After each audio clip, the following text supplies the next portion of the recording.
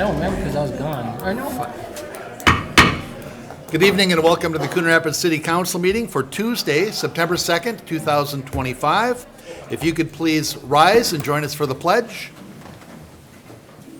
I pledge allegiance to the flag of the United States of America and to the republic for which it stands, one nation under God, indivisible, with liberty and justice for all. Please call the roll. Councilmember Griscoviac. Here. Councilmember Butler. Here. Councilmember Novak. Councilmember Geisler. Here. Councilmember Armstrong. Here. Councilmember Carlson. Here. Mayor Cook. Here. One absent, Novak. All right, very good, thank you. Why don't we adopt this evening's agenda? So moved. Second. Motion by Geisler and a second by Butler. Is there any discussion or corrections? Hearing none, all in favor signify by saying aye. Aye. Opposed? And that motion carries. The budget, not the budget. Not yet. The agenda is adopted. On my mind too. It's a couple of weeks off, you gotta retrain me, man. All right, let's start with the Fire Department Citizen Recognition Awards. Chief Piper. Mayor, Council, thank you for allowing me to speak. My part is very brief. Basically, we're going to give out a couple of citizen recognition awards. A couple individuals were working in a neighborhood when a cry for help went out, and these two gentlemen stepped up, and with that said, Captain Joe Gottwald from our fire department is going to take it from here. Good evening. Welcome, Captain. Thank you. It's my pleasure to stand before you tonight for this, on behalf of the City of Coon Rapids to recognize two remarkable individuals. On July 31st of this year, these citizens were faced with an unexpected emergency, like we had said before. In that critical moment, they acted with speed, courage, and selflessness, and their actions reflect the very best of what it means to be a neighbor, a friend, and a member of this community. Tonight, we proudly present the Citizen Recognition Award to Tom and Tyson. And on behalf of the City of Coon Rapids, thank you for reminding us all of the power of courage and compassion in action. So please join me in recognizing their extraordinary efforts, and then we'll have the mayor present you with some certificates. Captain, will we be getting any details of this or not? I suppose we can a little bit. I mean, usually we get just a little bit of an understanding of what happened. So basically, Tom and Tyson were working the area doing some locating stuff, and they heard some screams a couple blocks over, and instead of just standing there and doing their thing, they ran over and they helped gain access into a home and just kind of help with a personal crisis. Okay, good enough. Thank you very much for that. Yeah.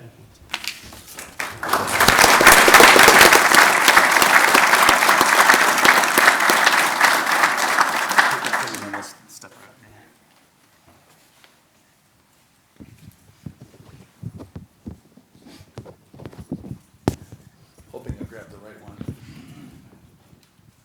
Tom Mercer.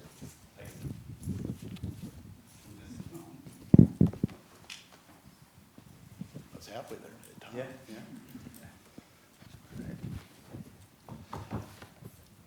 All right, we have a Citizen Recognition Award presented to Tyson Holland. On behalf of the Coon Rapids Fire Department, you are hereby recognized with the Citizen Recognition Award in honor of your outstanding and courageous actions during a medical emergency on July 31st, 2025.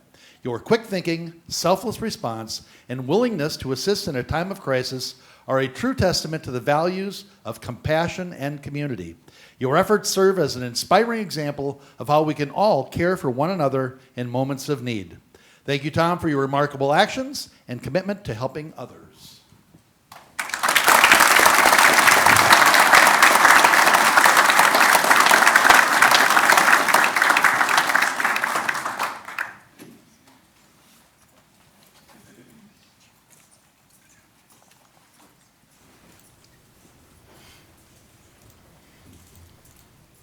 Quiet, waiting for me to walk back, I guess. All right, what do we got?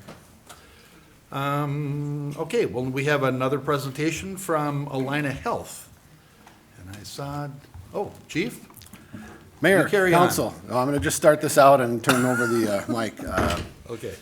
As you know, our police and fire department, along with our partners at Alliant Transportation, respond to thousands of medical EMS type calls in a year. Some of them are nothing more than a lift assist, which is pretty easy to do and pretty basic. Others, like such as a cardiac arrest, is a big deal. In order for that person to survive, in other words, come home from the hospital mentally and physically intact, a lot of things have to happen correctly in the right order for that to be a reality. I'm happy to tell you tonight that what you're going to hear about tonight is one of those cases that there was a cardiac arrest in a residential home, and that individual went home mentally and physically intact. A big part of that is that we talk about the chain of survival, and a lot of things have to happen in order for the person to make it. And with that, we're privileged tonight to have Dr. Joey Duran. She's our medical director from Alina, and she's going to say a little bit about what that's all about. So, Awesome. Dr. Duran? Awesome. Thank you. Thank you for having me.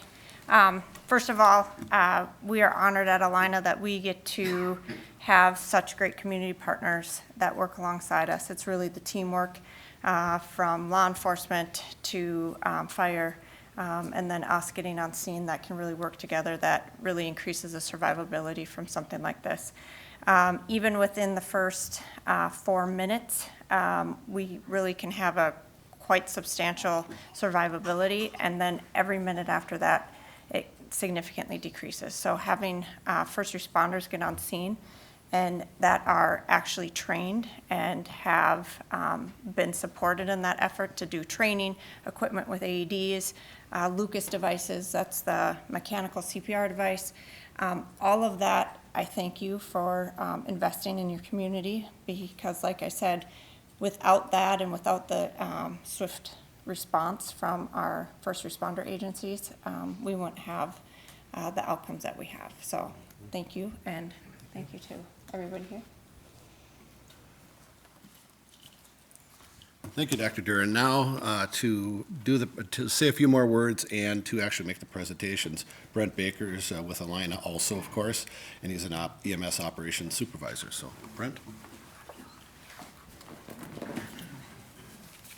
Big stack of plaques here.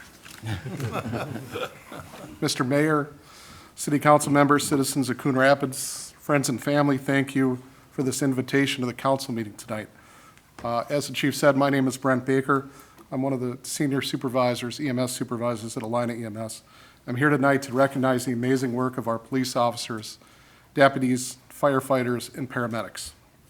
On May 23rd, responders were called to a residence on 132nd Avenue for a cardiac arrest. It was about mid-afternoon, and police and deputies quickly arrived, determined that the person was not breathing, had no pulse. Life-saving efforts were started. The fire department arrived shortly after, acting as a resuscitation force multiplier, right? And in these cardiac arrest events, the more hands we can have on hand, the better. The fire department arrived and continued CPR, used their automated CPR device, the Lucas machine. Our paramedics arrived, providing those advanced life support measures. The person regained consciousness and was brought to a local hospital, and I'm happy to share that they made a full recovery and were discharged a few days later.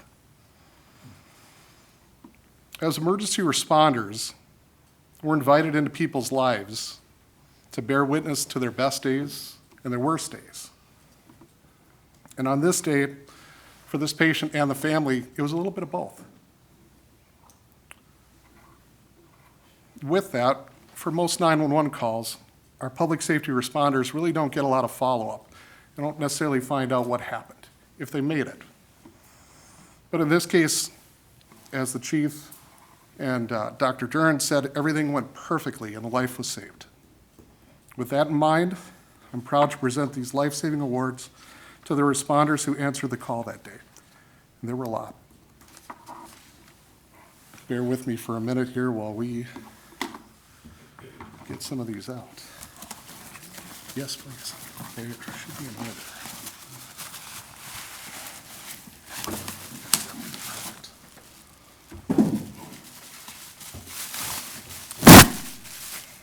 Thank you. Starting with Deputy Lauren Six of the Anoka County Sheriff's Office. Come on up.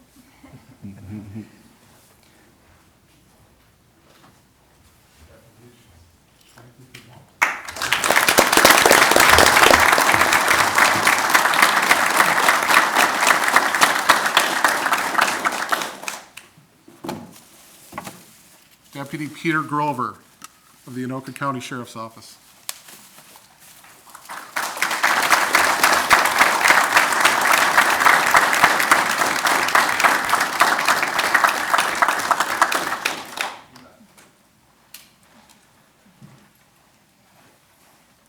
Next up, Sergeant Joe Newfield of the Coon Rapids Police Department.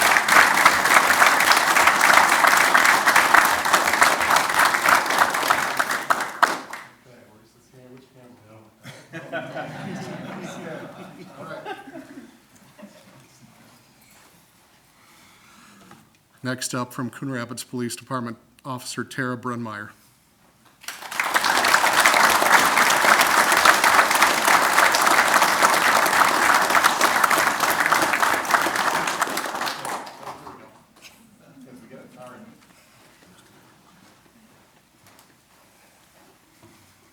Next up, paramedic Sydney Fitzpatrick from Alina Health EMS.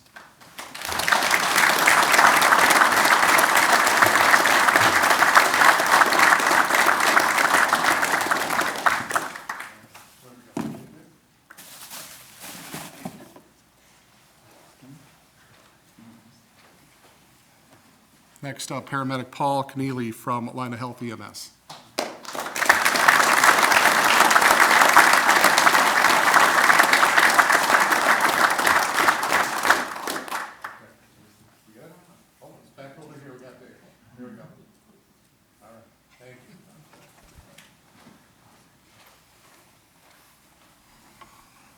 I'm going to have to change this one because there was a promotion that I was not aware of. So we'll get that fixed. Next up, Captain Joe Gottwalt of the Coon Rapids Fire Department.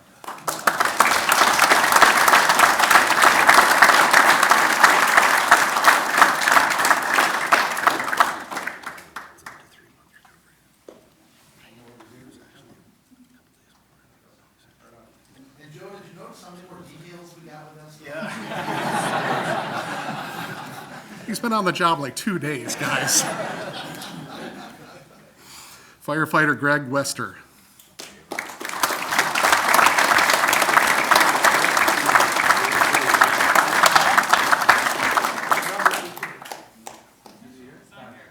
We'll get it to him. We will get it to him. Firefighter Jason Plouffe, Coon Rapids Fire Department.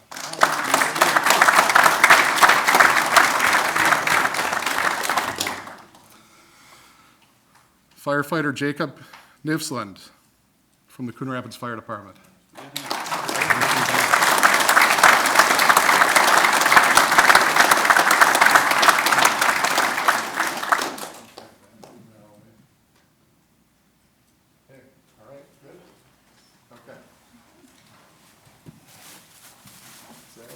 I have one more. And there's been another change since this has occurred too. Last but certainly not least, retired Captain Shannon Moen of the Coon Rapids Fire Department.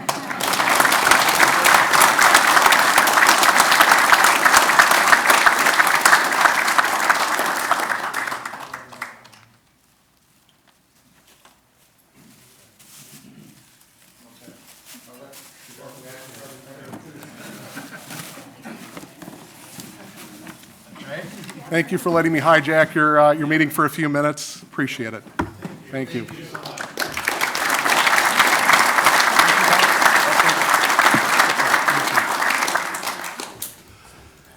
All right. This is all fun stuff. Next item, Chief Steiner.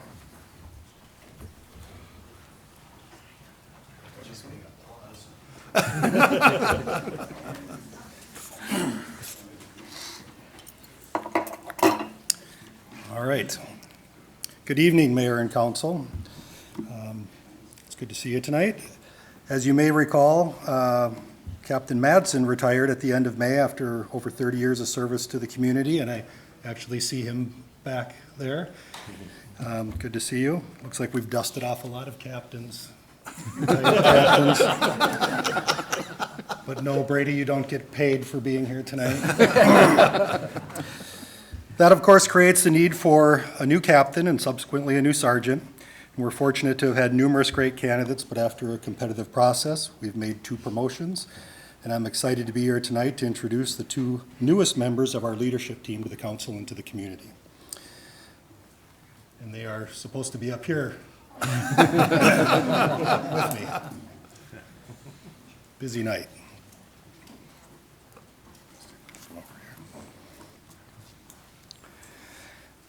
First, I'll introduce Sergeant Autumn Nelson, who's our newest sergeant. Autumn has a Bachelor of Science degree in biology from the St. Cloud State University and an occupational certificate in law enforcement from Metro State University. We hired her as a patrol officer on August 27th of 2007. She was promoted to detective and assigned to Northdale Middle School in 2013. And in 2015, she took an assignment in general investigations as a detective and has spent the last 2 years as our dedicated auto theft investigator. In a few moments, Sergeant Nelson's daughter, Noreen, is going to be coming up and pinning her sergeant's badge on. I think she's going to get some support from the rest of the family. The whole Nelson crew is here. Truman, Layton, Ellison, and husband Martin, who some of you may recognize as one of the captains of our Coon Rapids Fire Department. So he gets to go home to a hero every night.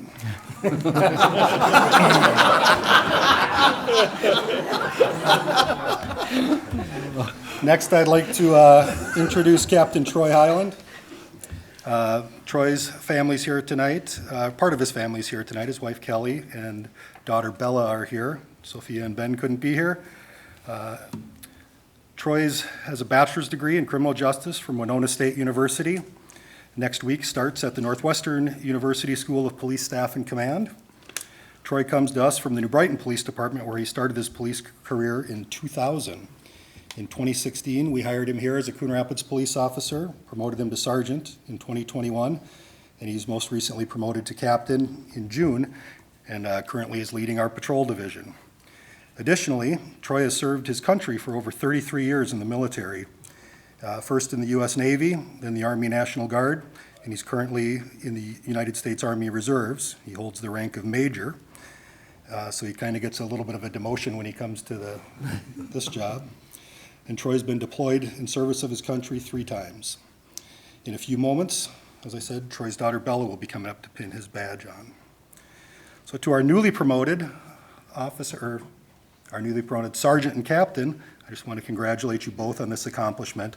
There are a lot of excellent candidates in both of these processes, and these decisions are really tough, and the processes are really tough, and you've certainly earned this, and you and your family should be very proud of you guys. To the council, you know that we've become a really young police department in the last 5 years.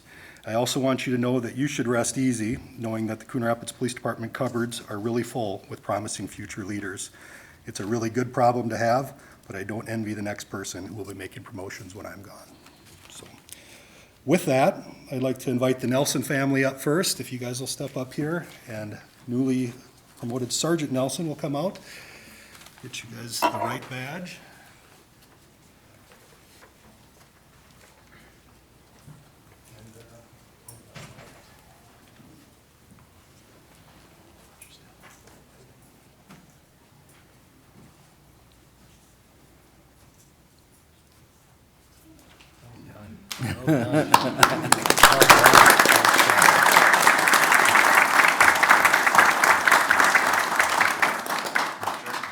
Well done. Oh, stay up there. The mayor's going to come and.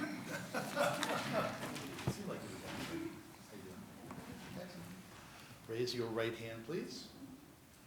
All right. I, Autumn Nelson, do solemnly swear I, Autumn Nelson, do solemnly swear that I will support the Constitution of the United States that I will support the Constitution of the United States and the Constitution of the State of Minnesota and the Constitution of of Minnesota, and discharge faithfully and discharge faithfully the duties of a police sergeant the duties of a police sergeant for the city of Coon Rapids for the city of Coon Rapids in the county of Anoka in the county of Anoka and state of Minnesota and state of Minnesota to the best of my judgment and ability. to the best of my judgment and ability.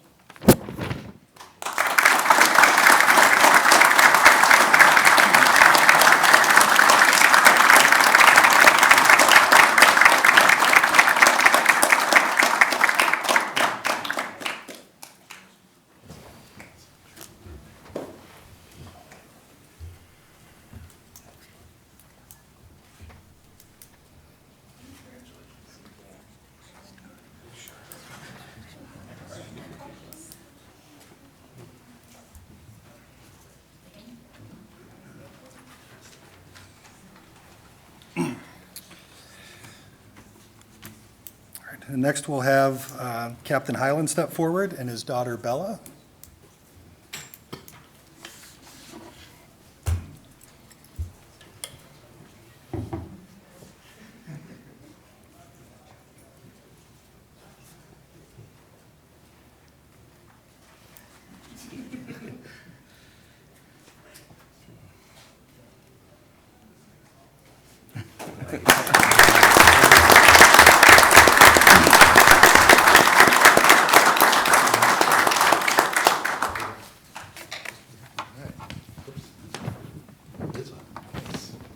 Please raise your right hand.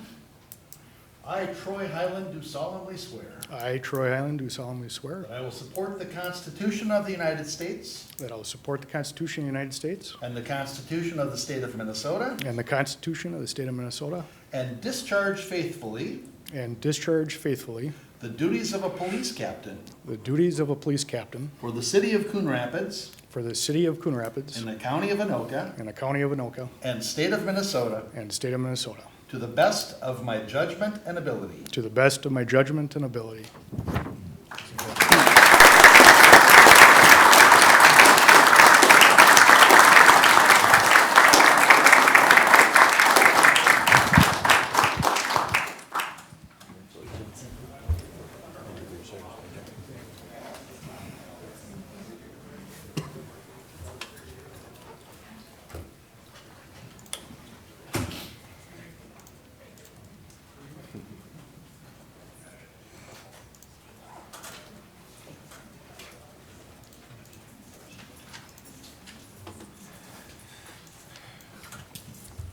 All right, for those that came out tonight to support Troy and Autumn, thank you for coming. We appreciate it. I know they do. We can all step out into the lobby and do some pictures, and congratulations. And if anybody wants to come back in after the meeting or after the pictures, you're certainly welcome to. You don't have to save your seat or anything, though. Thank you to the council. Appreciate it. Well said. Thanks, Chief. Thanks, Chief. Thanks, Captain. Thanks, Sergeant.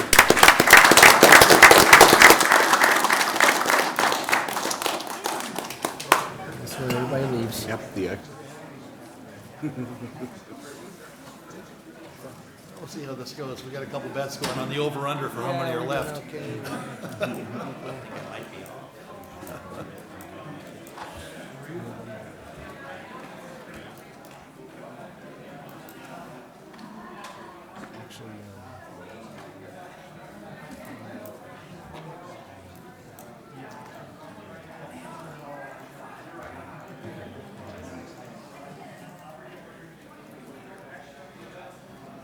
You guessed 4, Peter. That's good.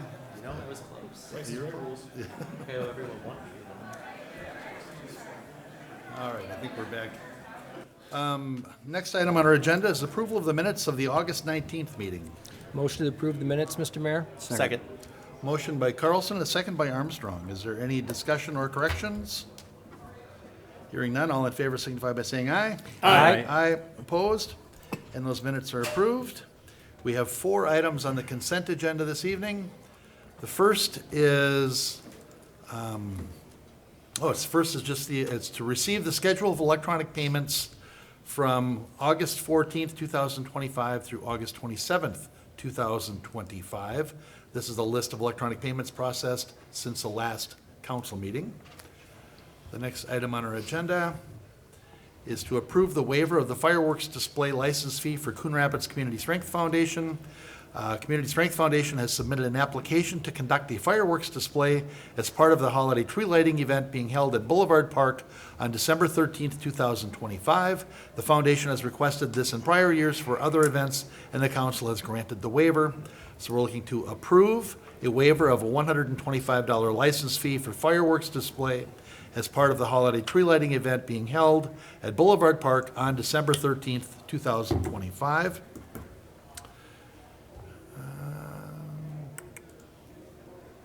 Next item on the consent agenda is to approve the final payment to Corrective Asphalt Materials, LLC, for project 25-12, reclamite maintenance, and approval of changes and final payment to Corrective Asphalt Materials, LLC, in the amount of $323,800. $81.64 for project 25-12 reclamite maintenance. And the fourth and final item on our consent agenda is to approve a final payment to Aslickson's Services Incorporated for project 24-3 miscellaneous trail reconstruction. The changes to the contract were for quantity adjustments from the original bid, and the work was substantially completed before the contract completion deadline. And the additional time required for final completion was for concrete and turf seeding repairs. So we're looking to approve a change order and final payment to Aslickson Services Incorporated in the amount of $9,972.53 for project 24-3 miscellaneous trail reconstruction. Mr. Mayor, Councilmember Butler, I move we adopt the consent agenda as listed. Second? motion by Butler and a second by Carlson. Is there any questions or discussion? Mr. Mayor, Councilmember Geisler? all I'm going to say is make sure you come and see those fireworks on December 13th. They're a blast, and it's a really fun event. So put it on your calendar now. You got some time to plan. It's turning into quite a fireworks show. I know. That's great. Good stuff. All right, any other discussion or questions? Consent? All right, we have a motion and a second. All in favor signify by saying aye. Aye. Aye. Opposed? And the consent agenda is adopted. Item 9 this evening was to consider resolution 25, it's in planning case 25-8. We're considering resolution 25-92, approving a planned unit development, Costco Wholesale 12547 Riverdale Boulevard and 12519 Riverdale Boulevard. So, Mr. Behringer, I take it TGI Fridays is not coming back. I don't believe so, Mr. Mayor. All right, Mr. Mayor, council members, I have before you tonight a Costco PUD. This was heard before the Planning Commission, who recommended approval. So just a quick overview here. As Mr. Mayor alluded to, the TJ Fridays is planned to be demolished. Costco is looking to purchase that parcel and combine it with their lot in order to enlarge their gas facility at that location. So they'd be moving their gas facility from the northeast corner of their lot to the new spot in the southwest corner, expanding it from 10 to 20 pumps. And with the overall goals of improving gas operations, reducing traffic congestion, eliminating backups on Northdale, which we all know is a problem right now, and provide effective screening of the new fuel facility. So here is that site plan. That top circle is the current location of the gas facility. That'll be replaced with 128 new parking spaces. And then that lower circle is the new gas facility. We'll zoom in here. That's what that is proposed to look like. They will access via the same driveway that TGI Fridays used to access there, so nothing changing there. But it is turning into a right in, right out with a dedicated right turn lane on Riverdale Boulevard. Little zoom in to those nice new 128 parking spaces up there. This is what the canopy is proposed to look like. I think we've all seen this. This is pretty typical on Costco sites around the nation. The applicant was nice enough to provide us some nice renderings of what the screening will look like. So here's from Main Street. You can see before and after there. Another one from Main Street. And then a final one from Riverdale Boulevard as you're turning into the gas facility. So a little bit about the gas expansion and the traffic analysis. What we have here is the current fuel facility with the 10 pumps. It services 20 vehicles right now and queues 23 on a typical Saturday midday peak for a total of 43 vehicles. And as I said before, this causes a lot of congestion on Northdale Boulevard. What is proposed is 20 pumps servicing 40 vehicles and at midday peak queuing around 15 vehicles for a total of 55. This will ease that congestion on Northdale Boulevard and allow Costco to service the current peak demand more efficiently. Similar expansion projects that they brought up in their traffic analysis around the country have experienced around a 30 to 75% reduction in peak queues and wait times. So this new site is built to accommodate up to 84 vehicles, which is 3 times more than what they're expected to need on a typical Saturday. And this is really to build in some flexibility for surges due to non-recurring events, weekend holiday travel, et cetera. Zooming in a little bit here on that right turn lane into the gas facility. This is kind of built in to maximize efficient driveway entrance movements and reduce any chances of backups onto Main Street. We are also seeing a proposed turnaround lane in the existing roundabout. This was recommended in a previous 2018 study by SRF that the city had done of the whole area. And that study said it would result in more utilization along Riverdale Boulevard, as well as reduce volume conflicts at the North Costco approach. Once again, that roundabout shown here as a truck moves through it, so you can see it's well designed to handle a full-size truck easily getting through. And just to kind of hit that point home, this is a excerpt from that 2018 study from SRF, kind of showing a rough sketch of that roundabout. You'll see here that it's the northern section and the southern section both show a through lane, but it was noted there that the southern one does not provide as much benefit and thus should not be considered. So they just went with the northern lane for the turnaround. And with that, in planning case 25-8, staff recommends that the City Council adopt resolution number 25-92, approving the proposed plan unit development with these following 6 conditions. Thank you. And we do have the applicant here with their traffic engineer as well for any questions. That's what messed me up. We were trying to decide how many were here from Costco, and they weren't sitting together. So questions for Mr. Behringer? Mr. Mayor, Councilmember Carlson? just one quick question. Yes, sir. Mr. Behringer, I probably missed it. Currently, we have 20 spaces for fueling, and how many spaces for the queue right now? And go back to that slide, council member. That was probably right in front of me. Yep, no worries. That is your existing condition right now. So 23 queued, 20 vehicles served currently. Thank you. Yep. Mr. Mayor. I'm sure I've seen more than 23 queued Oh, yeah. there. Councilmember Geisler? Mr. Bridger, could you go over why we're using a PUD here instead of just allowing them to adjust their site as needed? Yes, great question, council member. So a PUD specifies this use to just this property. We did consider opening up the use to the entire Riverdale district, Riverdale shopping district, but we thought it would be most appropriate just to include it here. Since it's an existing facility and expanding, it seems to make sense at this location. Thank you. Mr. Mayor? Councilmember Carlson? Yeah, I think,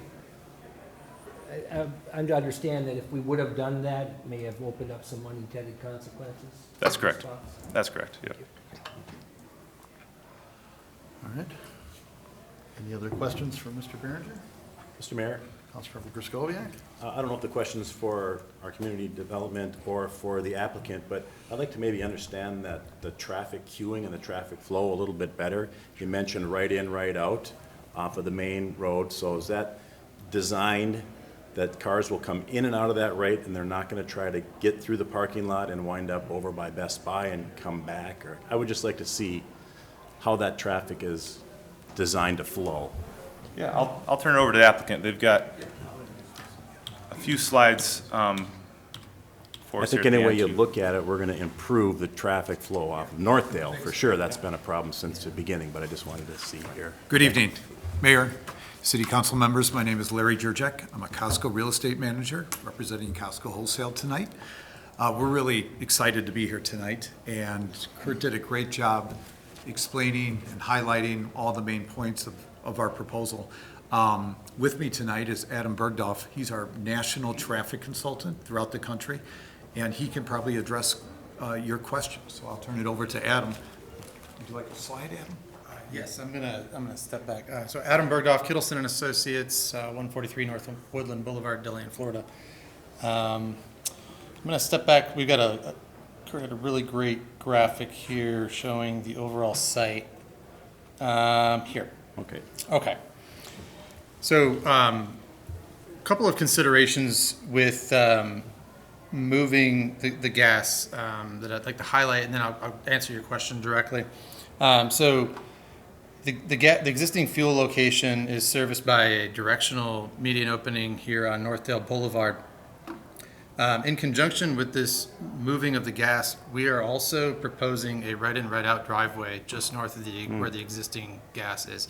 That is intended to remove some traffic from the directional median opening just south of there, and hopefully to make that a much safer condition. We are very fully aware, Larry and I talked about this when we first started contemplating the site, that left turn in right into the back of the existing queue, it's not as organized as we would like, to put it politely. And so safety is the main motivator for this. And so by moving it down to Riverdale Boulevard, we are reducing traffic at that left turn, reducing traffic from Northdale Boulevard as well. In addition to not only reducing it, we're still diffusing it a little bit by having that additional driveway on Northdale. So coming in to the proposed access with Riverdale, as you can see, we proposed an additional right turn decel lane to help exiting vehicles have a better understanding of who's going where. You know, the right turning vehicles, they know that they're turning right. They can now maneuver out to make their turn and head north, and then come back south in the proposed U-turn lane that we are implementing as part of SRF's recommendation to the city within that circular intersection. I've got a graphic that I'm going to pull up as well that highlights that a little bit. One addition that we have to that lane that's being added, the U-turn lane, is in the SRF concept did not have a dedicated a deceleration lane. We're adding that with hopes that, again, it'll help to sort out traffic a little bit more, and make, you know, have drivers have appropriate expectation of what's going on out there. So we think we've improved upon SRF. Now back to your original question, the drivers will, I believe, come into the Riverdale driveway by the gas. What we find with our data is that, you know, typically anywhere between 30 to 40% certain sites will get gas before going and doing their Costco shop. So it's a significant amount of traffic that would want to get their gas and then do their Costco shop. So they will use that driveway most heavily, and then find a place within the parking field as is. There are opportunities for other vehicles coming from the south to filter in, or they can continue on up to the all-way stop control intersection near the GameStop on the northwest corner, and then filter in that way as well.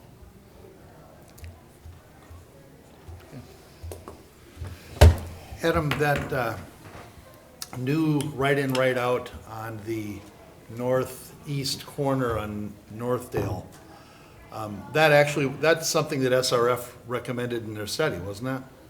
I believe they had an access up there. I think it seemed, when I looked at it Forget on which at the planning commission, I think that's what SRF recommended then. we tried to emulate as many of their recommendations as we could. However, I think it is a little bit different. There was a proposed full access driveway leave up there. Okay.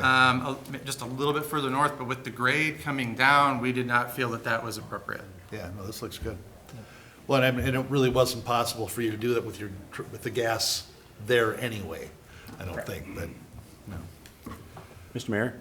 Councilmember Griscoviac? To that point, is Northdale, is that a Anoka County road right there?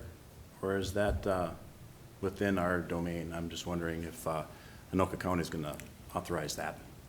Councilmember Griscoviac, that is a city. Okay, okay. I guess I did not notice that right turn lane being added to the site as well, so I'm not sure if we looked at turn lane for that, additional turn lane, or was that just to eat up an existing lane of traffic for any right turning movements coming southbound on Northdale, or is there going to be a right turn lane into that as well? At this location, At we're that location. not proposing a right turn lane into the site. That might be, excuse me. Go ahead. you're coming right down from a hill there without a right turn lane. Might be something we want to look at. The other point, going back to my question on traffic flow, you mentioned that 30% of your customers will probably take that right turn in off Riverdale, get gas, and then maybe 30% of them will park in the parking lot and then do their shopping. The other 60% or more, how are they going to filter out from that gas station? Do they go back out onto Riverdale Boulevard and then use the roundabout? Is that the concept? Or, we don't have a lot of room between Main Street and your access point on Riverdale. We've had a lot, I just saw it today, there was people backed up all the way to Main Street through the Menards parking ramp to get into that gas station. So I don't want to cause any impact on the Main Street. Sure, and so they are intended to exit via the right in, right out, likely one of the driveways that they would enter from. That's part of the reason that we are proposing that U-turn lane, though, is to make that a relatively easy movement for vehicles to make. We've done a level of service analysis. It is shown to operate well. We actually micro-simulated it, did a video. We looked at the video from a simulation. It's 10 different simulation runs with different random number factors to see are there any conflicts there. And that's actually part of the reason that we ended up proposing the northbound right turn lane into there, because we saw that actually reduced some of the friction of the outbound movement at that intersection. Currently at the always stop controlled intersection and the PM peak hour, there's U-turns. about 30 U-turns Right. that are occurring there today. On Sure. a Saturday, that number is 70. Sure. At an always stop controlled intersection with a very narrow median, that's a very difficult movement to make for a larger SUV of sorts. And we believe that this movement that was demonstrated in one of the slides to accommodate a pumper truck, fire truck, would be a much better scenario. I like that much better. I make that with my big SUV all the Yeah. time. Definitely nice that those quasi roundabouts might actually be a roundabout. Can I continue on with one more question, go ahead. Mr. Mayor? So when the customer exits the fuel pump, takes a right on Northdale Boulevard, they might want to take that roundabout, or what I'll call a roundabout, to get back onto Main Street. Is there going to be any safety issue with their visibility looking left if you've got a turn lane of cars that are queued up right there because they got to jump over 2 lanes to get over into that roundabout? That's precisely why we did the simulation analysis for this, is to make sure that vehicles aren't second guessing, and they're not, we were observing 10 different simulations in Saturday peak hour, so that are there any strange movements happening? And what we saw, there are adequate gaps given, actually right now, the proximity to Main Street is actually doing us a favor. Being closer to that signal allows for more gaps in that intersection. And then us pulling the right turn inbound traffic out into their exclusive lane actually makes the sight triangle a little bit better for those vehicles. They can tell who's turning versus who's going straight, navigate that gap, and then make that maneuver. Excellent. I'm glad to hear that there's been that much analysis done on this, because there's a lot of other businesses in this area that we don't want to have adversely impacted with this. That's all I have. Very good. Mr. Councilor Mayor. Butler? Yeah, I just wanted to say, I think this is a fantastic plan. I routinely drive that exact route. I turn right onto Riverdale, I go up to that intersection, I do a U-turn in a Civic, so it's a little easier. I see trucks and SUVs almost wipe out every Saturday that my wife or I go to Costco. I think this would be an enormous improvement for safety. It's more convenient to have the more stations, and thank you for the wonderful report. All right. Anybody else? Mr. Mayor. Councilmember Geisler? So, in general, I think this is a much better layout. That the whole north side there is always really difficult to flow in and out, even for folks who aren't going to Costco. If you want to go to Best Buy, if you want to go to the sporting goods store, like, there just isn't a good way to get in there when you're dealing with all the traffic that you guys are generating for folks coming to stop in, because all the spots are pretty hard to get into. And when the gas stations back up, that Northdale entrance from any direction is difficult. To, I think, Mr. Himmer's point, and looking just a little bit at the maps, I think that right in, right out might need a short turn lane in. Given the turn, it could be a little bit of a blind coming around that corner, and somebody could be going 40, 45, 50 or more, where they shouldn't be, and somebody slowing down, trying to make that first right turn in, I think we might want them out of the through lane. So I think that might be a worthwhile consideration past this. On Northdale. On Northdale, yes, on Northdale, that, the far north, the new right in, right out there, for southbound traffic on Northdale. I think that's a potentially risky condition there, fender, or rear end. As much as, to the point about, the roundabout there, I'm not a super fan of crossing two lanes of traffic to get there. However, I think you've made it as good as it can be, given with what we have. And I think that will actually alleviate a lot of the traffic that's at that angled frontage road up by GameStop there. That is a very difficult triangle to negotiate with the amount of traffic, especially on a weekend. So I think overall, this should improve the traffic flow in almost every single entrance to your site. So I think that's great.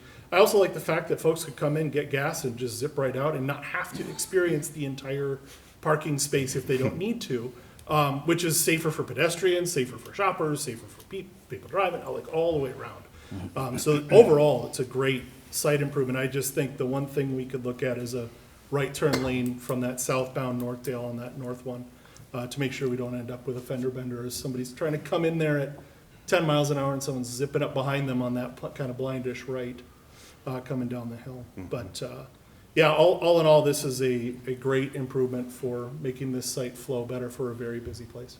Thank you. Mr. Mayor, Councilmember Carlson? quick question for Mr. Hammer. We've been talking about that right turn lane now on southbound Northdale. As you're looking at it, quick view, would you see any problems right now as you're looking at it with the right turn lane?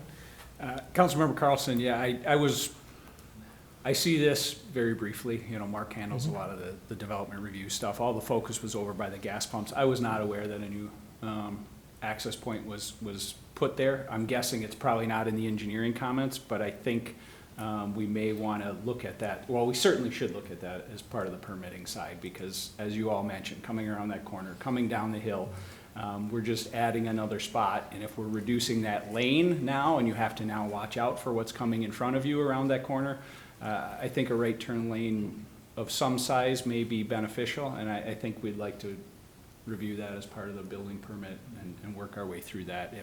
If that's a condition we want to add just with the engineering comments, I think that would be a wise one. Mr. Buccione, you prepared to give us a subject to here, or a additional condition? I think Mr. Himmer adding it as an engineering comment is probably wise. That's where it fits best, and just consider it an amended engineering comment, because, that is his department. Okay. All right. And it seems like we're going to get this gas station moved a lot quicker than we got you liquor up at that store, I'll tell you that. That took us a long time. Can't speak to that one. They're all shifting, going, what? All right, well, somebody want to Mr. Mayor? get back to this? Sorry, jumped the gun there, Mr. Mayor. Oh, go ahead, Councilmember Carlson. Mr. Buccione, just to double check, do we need to add to this motion to cover that? I don't believe so. I'd suggest that is an engineering comment, and one of the conditions is to address the engineering comment. All right. With then, Mr. Mayor, make a motion to adopt resolution number 25-92, approving the proposed plan unit development with the following conditions. Number one, 12547 Riverdale Boulevard and 12519 Riverdale Boulevard be combined. 2, all engineering and fire comments be addressed. 3, the applicant enter into a development agreement with the city. 4, the applicant enter into a site security agreement with the city. 5, a right of entry agreement be established between the city and property owner. All signage is subject to separate sign permits. Second. So a motion by Carlson, a second by Butler. Do you see any issues if it comes up with the engineering says we want a right turn lane up there?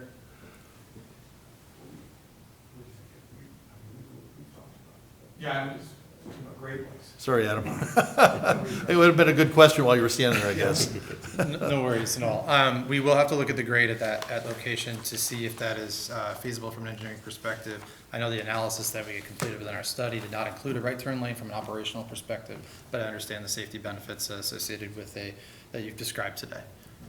So I think we'd have to take a look with our site civil and understand, if there's any engineering constraints to that, and we can. Okay, sounds good. All right, we have a motion and a second. Do we have a further discussion? Mr. Mayor? Councilmember Carlson? Yeah, those folks in southbound Northdale, if they're going by, abiding by the speed limit, not probably that big of a problem, but they don't. Right. So, yeah, they do fly over there. And, yeah, anything we can do to alleviate that crazy congestion on Northdale Boulevard at Costco and over by GameStop. And there, yeah, I have a little concern too as far as the cutting over by 2 lanes to get that roundabout, but for the benefit that we're achieving on Northdale Boulevard and by GameStop, to me, it's worth the trade-off. Yeah. Well, and there's like no plan B over there on Riverdale Boulevard. There's just no room to make that anymore. All right, any other discussion? Hearing none, all in favor signify by saying aye. Aye. Aye. Opposed? And the motion carries. Thank you very much. Thank you. Thanks for everything. Mr. Hammer, we're going to leave it up to you.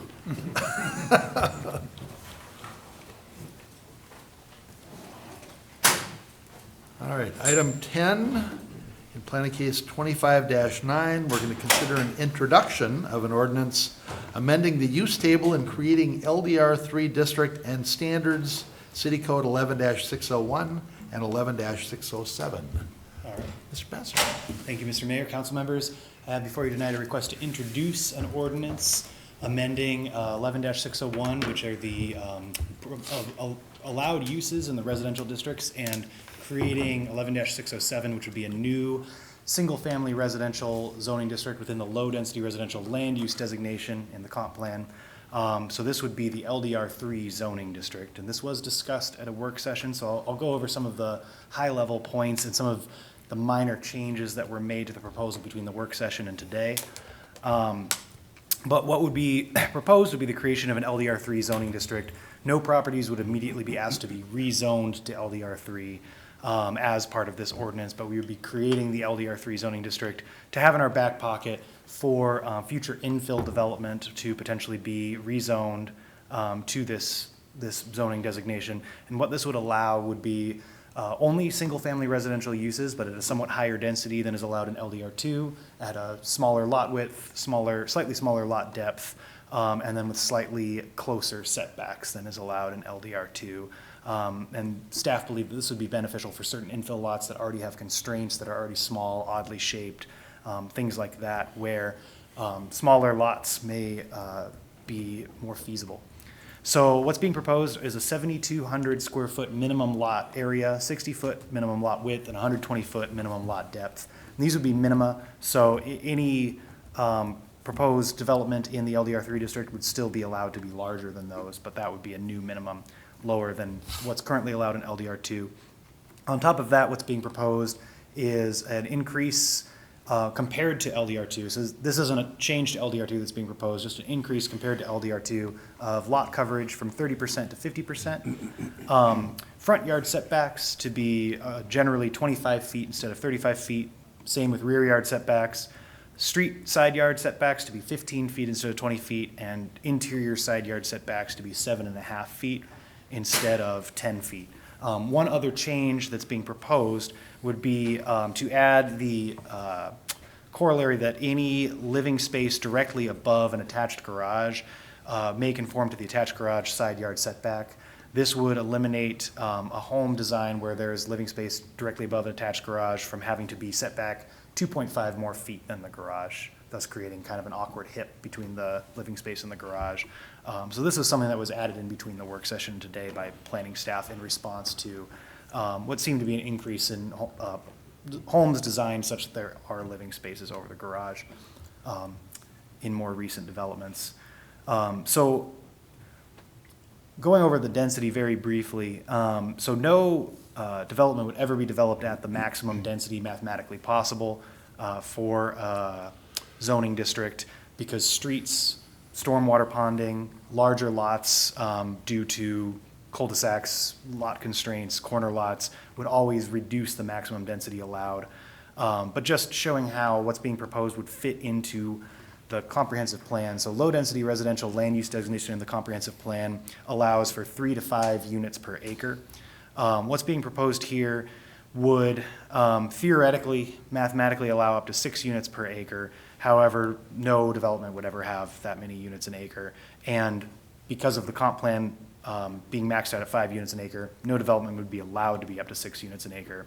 But what this shows is that the LDR3 zoning district would create the allowance for small enough lots to fit comfortably within that 3 to 5 unit an acre designation. And that's in contrast to LDR2, which has a maximum of 4 units an acre allowed within that zoning district, and LDR1, which has a maximum of under 3 units an acre. So I'd be happy to clarify any of this if any of the council members have questions on what I'm discussing here, but I did just want to briefly go over the density and how that fits into the comprehensive plan. So there are some adjacent cities that do have similar districts, and we did talk about this at the work session. It's primarily Brooklyn Park and Andover that have existing districts with similar standards to the proposed LDR3 district. And there are also subdivisions within Coon Rapids that have similar lot sizes, lot areas, widths, and setbacks to what's being proposed. All of them are within PUDs, however. So they were all approved separately and not within a specific zoning district allowing this. So one example, Eager Estates, has lots with a lot area bottoming out at around 7,600 and 60-foot lot widths. And then just a look at what it looks like on the ground over at Eager Estates. And then I also took a look at North Fork Meadows, which is a recent development in the last 5 years in Ramsey, which has smaller lot areas and widths than is being proposed. So 50-foot lot widths, 5-foot side setbacks, and 7,000 square foot lots, just to take a look at what it would look like. So this is denser than what's being proposed for LDR3, but just a look at some recent development that kind of fits into that general density. And then a couple other differences from LDR2 that were not discussed at the work session. I discussed the living space over the garage exception. And then there are some variable setback options allowed in the LDR2 district that would be removed from this district. The setbacks are generally considered to be close enough to the lot lines here that no exceptions to those setback requirements would be needed like they are currently allowed in LDR2. And then the allowance of 2-family residential as a use type, so 2-family homes, twin homes, would not be allowed in the LDR3 district as they are currently allowed in LDR2. So those are some of the other differences. That's all I really have for a presentation. I do have a recommendation from the Planning Commission for approval. Right now, we would just be introducing the ordinance, and then City Council decision would be at the following meeting. Thank you. Thank you. Any questions for Mr. Passner?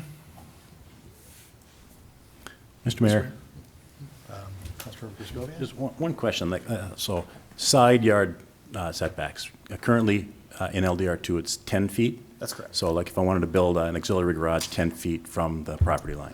So, Councilmember Kraskowiak, for a detached garage, it is currently 5 feet, but for a living space, it's currently 7 feet. And what's being proposed for the LDR3 district would be to continue 5 feet for something like a detached garage, but only have 7.5 feet for a living space. Okay, all right. Yeah, you pretty much knew exactly what I was at. Thank you. Yeah. All right. Councilmember Geisler? Mr. Mayor, first I was just going to say, we didn't mention it last time, but thanks to the Planning Commission for both of these elements. They spent a good chunk of time working on it as well. So that is a lot of work, and we appreciate their time and investment in this. But I'd like to make a motion that in planning case. Oh, no, we're just introducing it tonight. Yeah. Oh, that's all we have to do. All right. I like your enthusiasm. I was going to be really efficient. But no, thank you very much. And also the response from our work session too, so I appreciate it. Thank you. All right. Any other questions for Mr. Passner? Mr. Mayor? Councilmember Carlson? I just think it's a really good way to fill in some of these odd spots that we have. You know, a couple weeks, I'll certainly get out of your way, Councilmember Geisler, for that motion. When it's time to make the motion, you'll get it. Okay. Yeah.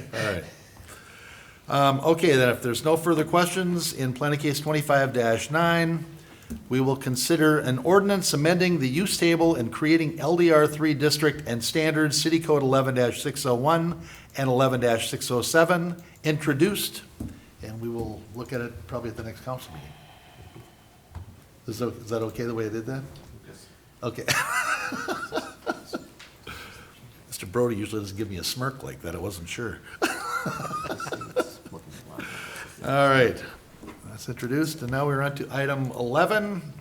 Consider resolution 25-91, accepting a community tree planting grant and approve agreement with the Metropolitan Council. Mr. Hammer. Thank you, Mayor, Council. Tommy Shabilla, City Forester, did a little digging around and found some more grant dollars. You know, we've been challenged with the Emerald Ash Borer and budgeting for that. So he was able to secure up to about $95,000 for an area within Coon Rapids, generally east of the railroad tracks, west of 10, south of Egret Boulevard, and north of 104th. So it's roughly 70 trees. Those have been inventoried. So he looked at the grant dollars for this particular neighborhood to remove and replant, and it just helps supplement some of our costs that are there. It's fully reimbursable, so we'll have to fund those costs initially and then seek reimbursement. But right now, we're just looking for your approval of the resolution accepting said grant, and I'm happy to answer questions. Just a question, since we would be expending it and then reimbursing it, do we have to do any budget adjustments as well, or? Mayor and council, we do not. We have sufficient funds within the 2025-26 EAB plan to front this, and then we'll get reimbursement later. It'll just allow us to do more work sooner in 2026 than we would have otherwise with the current budget amount. Thank you. All right. Oh, there's the neighborhood. Thank you. Okay. Any other questions for Mr. Hammer? Mr. Mayor? All right. Councilor, who is it? Carlson down Yep. there? All right. Make a motion to approve resolution 25-91, authorizing the acceptance of the community tree planting grant and authorize execution of the agreement with the Metropolitan Council. Second. Motion by Carlson, a second by Butler. Is there any further discussion on this? Hearing none, all in favor signify by saying aye. Aye. Opposed? And that motion carries. Item 12 is to consider a right-of-way acquisition services for project 18-14, Trunk Highway 610 and East River Road interchange. Mr. Hammer. Thank you, Mayor. This is to consider two proposals that were received for right-of-way acquisition services. This will also assist with relocation. So if you recall, we've got 6 single-family total takes, and there are 3 strip takings as well as some construction easements. Having now secured all the funding for construction, and we're on a tight clock to get this started next year as early as 2026.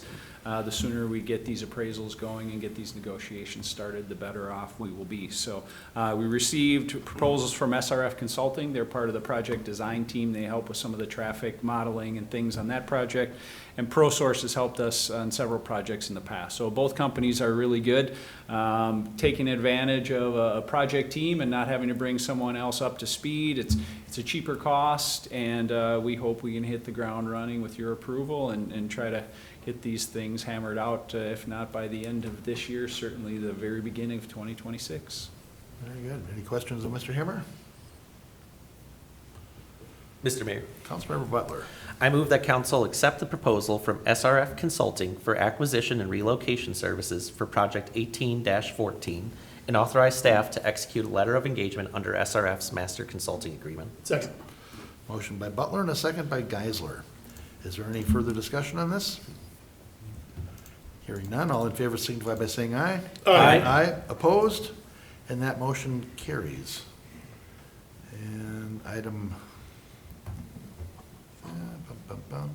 13 is to consider resolution 25-93, accepting a service line inventory technical assistance from the Minnesota Department of Health. Mr. Hammer again. Yes, thank you again, Mr. Mayor, Council. in the spirit of trying to find more money out there to help us complete our work.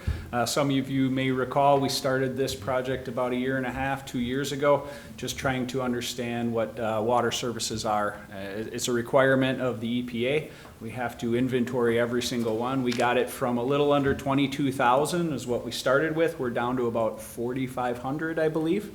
So these dollars are, it's not a City of Coon Rapids money. It's directly the Department of Health hires a consultant. We've selected from a few. We've worked with Bolton and Mink in the past on some of our water infrastructure.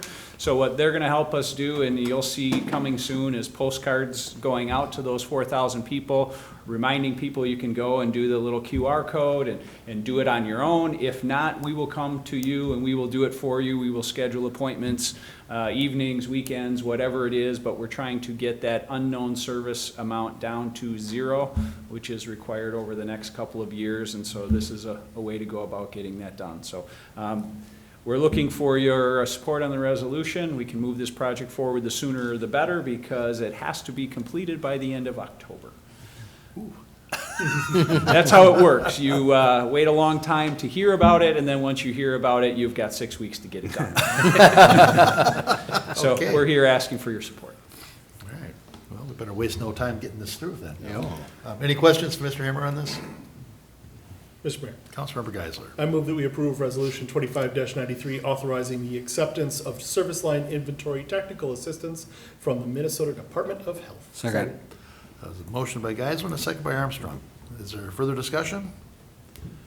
Hearing none, all in favor signify by saying aye. Aye. Opposed? And that motion carries. Item 14 is to consider Resolution 25-90, establishing the preliminary 2026 tax levy. Ms. Hanson. Thank you, Mr. Mayor, City Council. As part of the truth in taxation process, Minnesota statutes require that the city certify to the county auditor a proposed property tax levy for the following year by September 30th.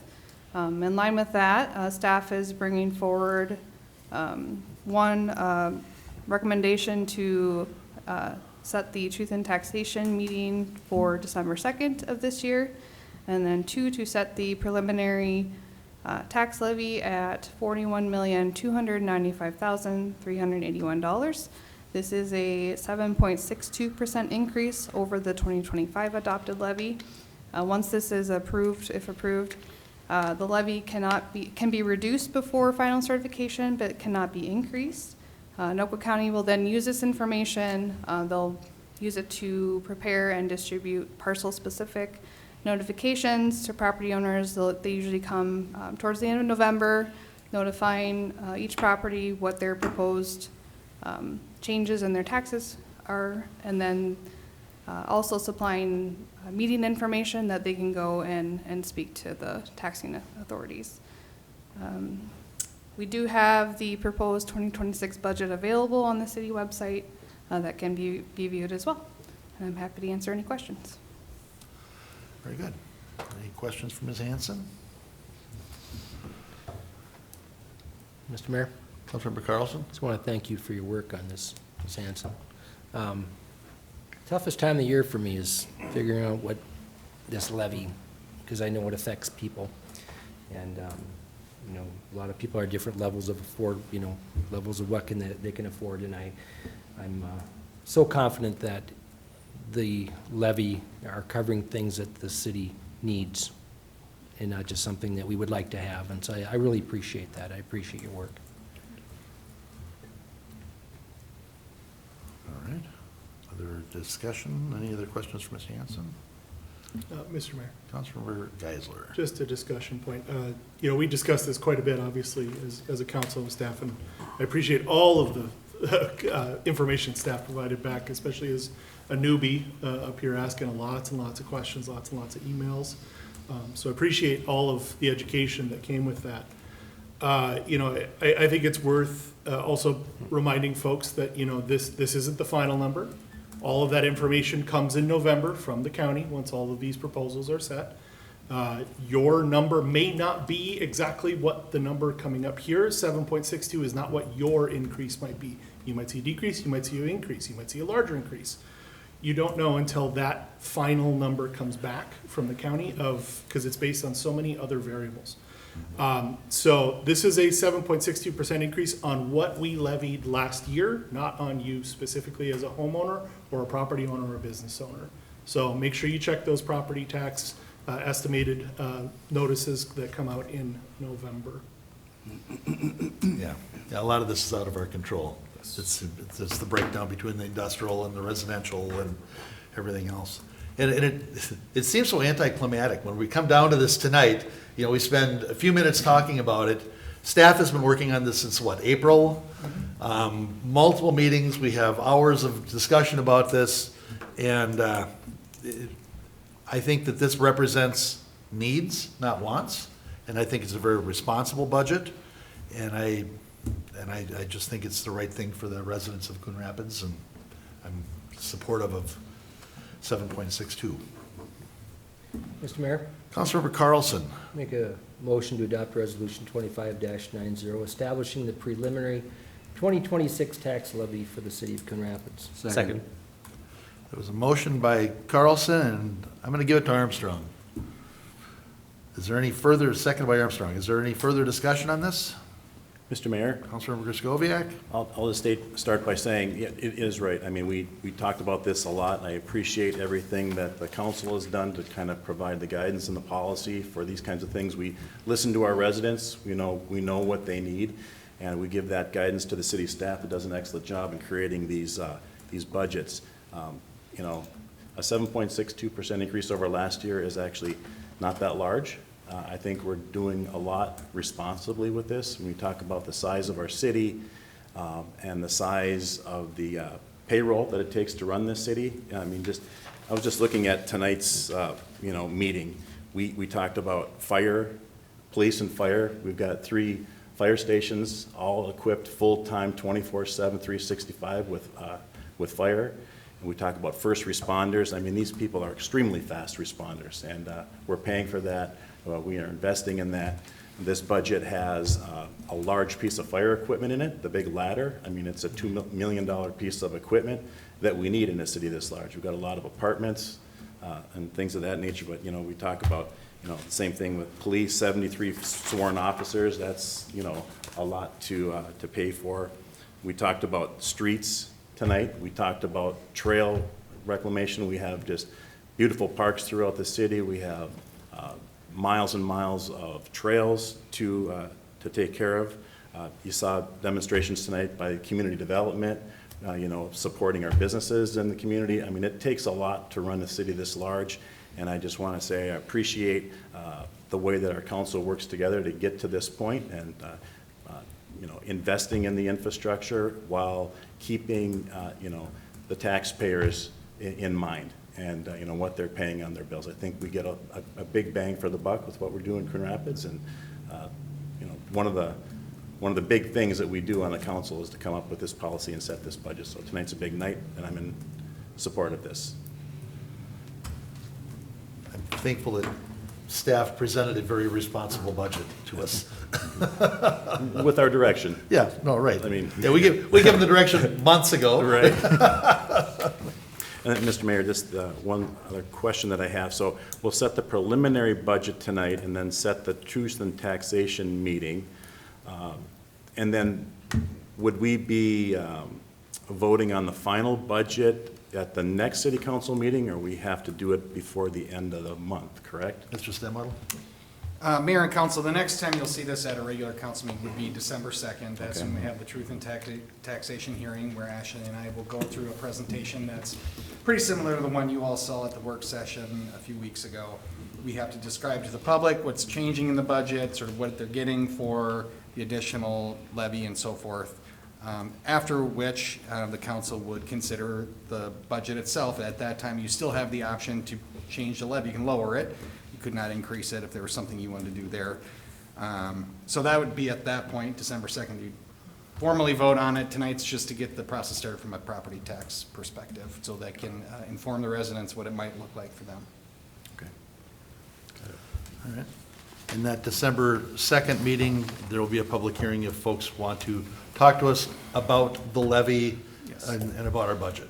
Correct, Mayor and Council, they can certainly come to that public hearing, although I would encourage people to call Ashley or I, or send us an email. We'd be happy to explain what's going on in the budget.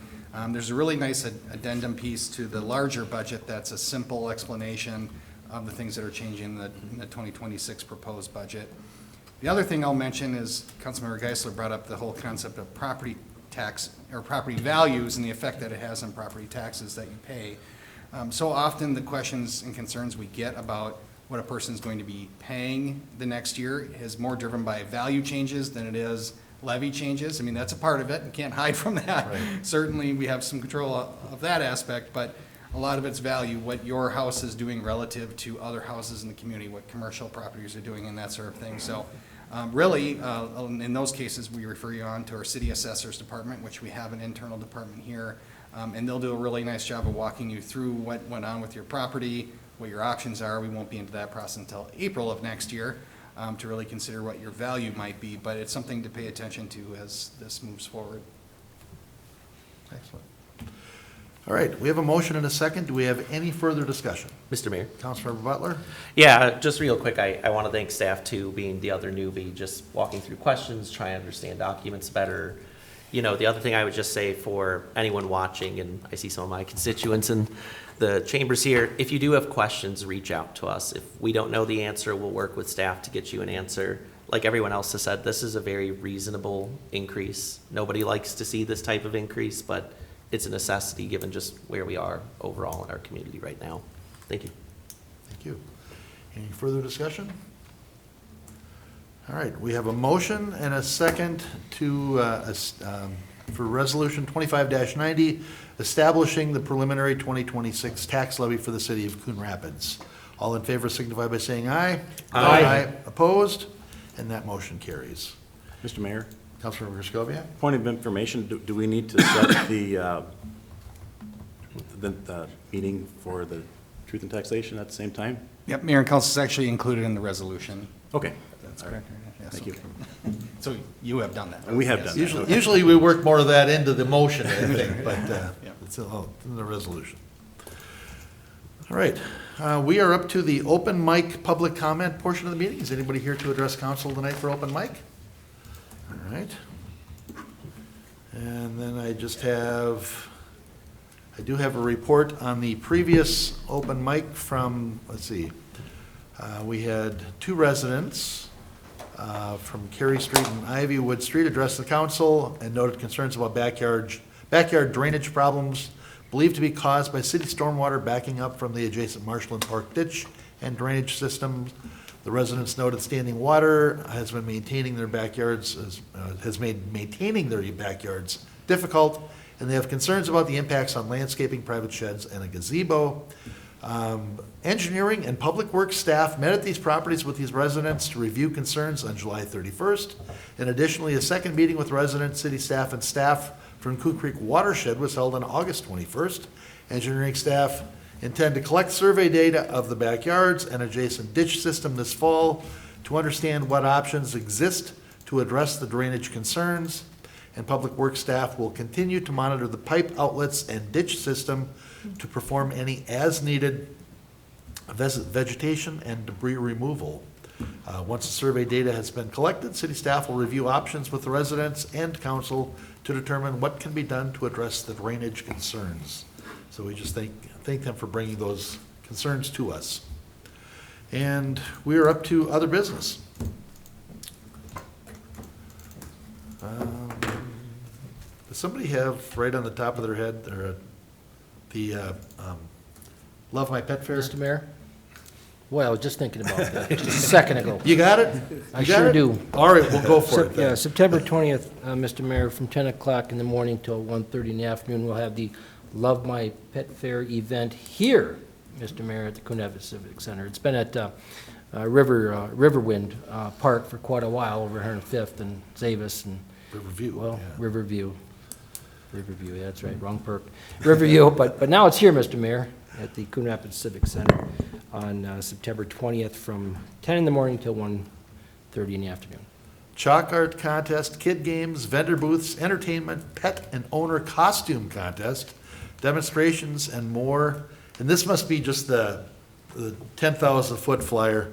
On the other one, it says, you're welcome to bring your well-behaved pets. Are you still able to do that in the Civic Center, or it's going to be outside here? Mayor and council, there'll be indoor and outdoor activities. This location will better allow for adjusting to weather changes. And last year's event was impacted by some significant weather, and so the thought was to give it a try at a new location and protect against that a little better. But yes, you can certainly bring your well-behaved pet to that part of the function. Excellent. All right. I also wanted to mention that same week, Thursday, September 18th, is the second annual Rhythm of the Rapids. Last year was the first annual down at Anoka Ramsey Community College, where they have music down by the dam, and it's just a wonderful evening. This year it's 5 to 8:30, and they've got music by Martin Zeller and the Hardways. Thursday, September 18th, 2025. And all of the information is at rhythmoftherapids.com. And yeah, if you're an Anoka Ramsey alumni, tickets are only $15. Otherwise, they're $25, and under 10 is free. Bring a lawn chair. Look forward to a great night. And that's at the college, right? It's at the college, right in front of the college, right on the riverbank. Beautiful setting. Yep, absolutely gorgeous setting. Mr. Mayor? Councilmember Carlson? It's a great fundraiser. And it's a great The music was fundraiser. great last year, I'm sure it'll be great this year, but what a beautiful location, too. Real nice. Yep, that's a good point. In the interest of full disclosure, it is a fundraiser, and proceeds support the Anoka Ramsey Student Success. Goes for the College Foundation there. All right, any other business? Mr. Mayor? Hang on. City clerk's hand went up. I'm going there first. That's fine. Ms. Lensmeyer? Mr. Mayor and Council, I wanted to let everyone know that absentee voting for the House District 34B special election began today here at City Hall. We're open Monday through Friday, 8 to 4:30. Special hours on the 12th, which is a Saturday, from 9 to 3. That is, again, House District 34B. The election day will be September 16th, and that encompasses precincts 5, 4, and 5, 5. There is a map. If you're wondering if you're included or not, you can check the website on the elections page or give us a call at the clerk's office, and we'll get you the information you need. Basically, if you live almost in Fridley, you're part of it. But yeah, it's the very south end of Coon Rapids. Correct. And on that same note, there will be a candidate forum here tomorrow evening at 5 p.m. for the two candidates running for 34B. And it's open to the public, so if you're getting this and you feel like stopping by, there's a candidate forum at 5 p.m. tomorrow here in the council chambers. Councilmember Geisler, is that you? Yep. Thank you, Mr. Mayor. I just wanted to also thank staff. It looked like they had a great time at school, first day of school today.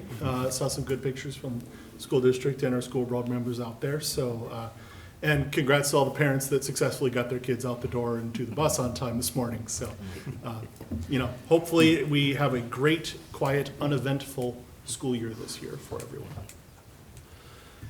All right. Any other business to come before council? Motion to adjourn, Mr. Mayor? Second. Motion by Carlson, second by Butler to adjourn. All in favor signify by saying aye. Aye. We're adjourned.